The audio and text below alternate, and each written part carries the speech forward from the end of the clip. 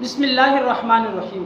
کسی اسلامی بھائی نے سوال کیا کہ جو ربیع الاول شریف کے استقبال میں جلوس نکالتے ہیں یا محافل کا انعقاد کرتے ہیں تو اس موقع پر آتش بازی وغیرہ کرنا کیسا؟ دیکھیں، ربیع الاول شریف کے استقبال میں جلوس نکالنا، محافل کا انعقاد کرنا یہ اچھا عمل اور مستحسن کام ہے، لیکن اس موقع پر جو لوگ رات کے وقت فائرنگ وغیرہ یا ڈھول دھماکے وغیرہ بجاتے ہیں تو اس صورت میں یہ ان کے لیے کرنا ناجائز اور حرام ہے۔ یہ اسراف ہے۔